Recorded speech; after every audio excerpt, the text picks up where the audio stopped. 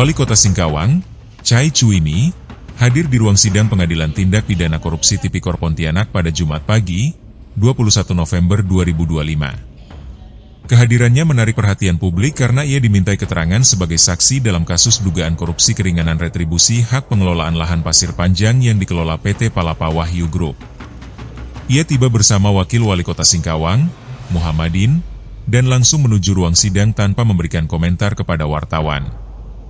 Majelis Hakim memulai persidangan sejak pukul 9 waktu Indonesia Barat dan memeriksa rangkaian dokumen yang berkaitan dengan kebijakan Pemkot Singkawang pada tahun 2021.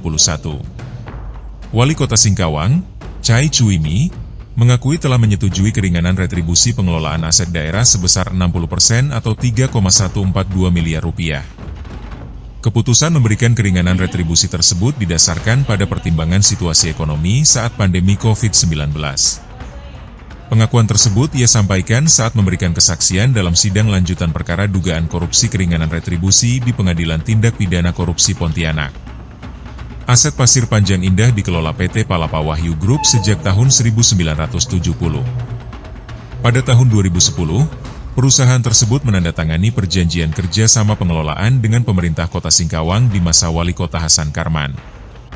Perjanjian tersebut tidak mengatur kewajiban retribusi bagi perusahaan. Pada 2015, atas permohonan Sekretaris Daerah, pemerintah kemudian memperoleh hak pengelolaan lahan, HPL, atas wilayah tersebut. Berdasarkan temuan Badan Pemeriksa Keuangan, pemerintah daerah diminta menggali potensi pendapatan asli daerah dari HPL tersebut. Menindaklanjuti saran BPK, Chai Chuimi menerbitkan Peraturan Wali Kota Singkawang Nomor 45 Tahun 2021 tentang tata cara pemakaian kekayaan daerah dan pemungutan retribusi. Ia juga menandatangani perjanjian pinjam pakai berupa hak guna bangunan, HGB, kepada PT Palapa Wahyu Group pada 28 Juli 2021. 2 hari sebelumnya, yaitu 26 Juli 2021, pemerintah menerbitkan surat ketetapan retribusi sebesar 5,238 miliar rupiah. Namun, kebijakan tersebut dipersoalkan jaksa karena dinilai menguntungkan pihak perusahaan dan menimbulkan kerugian negara, sehingga menyeret Sumastro, Widatoto, dan Parlinggoman sebagai terdakwa. Dalam persidangan, jaksa dan hakim beberapa kali mencecar Chai Chuimi, termasuk soal reputasi Sukartaji yang dinilai tidak taat pajak dan belum melunasi biaya perolehan hak atas tanah dan bangunan, BPHTB.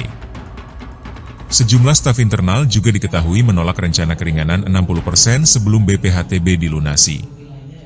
Chai Chuimi mengakui adanya telah keberatan dari staf, namun menilai persoalan tersebut tidak bisa dilihat secara parsial.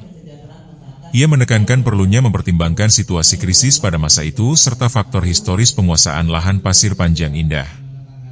Saat diwawancarai sejumlah awak media terkait mekanisme pemberian keringan retribusi sebanyak 60% kepada pihak PT Palapa Wahyu Group, PWG, sesuai Surat Ketetapan Retribusi Daerah, SKRD, Chai Chuimi menjelaskan sudah disampaikan di hadapan majelis hakim.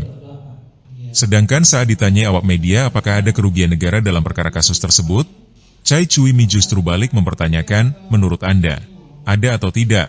Menurut kita tidak ada, ungkapnya. Hamdani, Kota Pontianak. Apakah pemberian SKRD itu sudah sesuai dengan analisa dari... Tadi sudah disampaikan, tadi mungkin Jadi artinya tidak ada kerugian dalam hal ini, Bu ya? Bu, tadi juga ditanyakan terkait potensi. Apakah ada kerugian negara, Bu? Enggak, menyampaikan. menurut Anda ada nggak? Menurut kita enggak. Oke.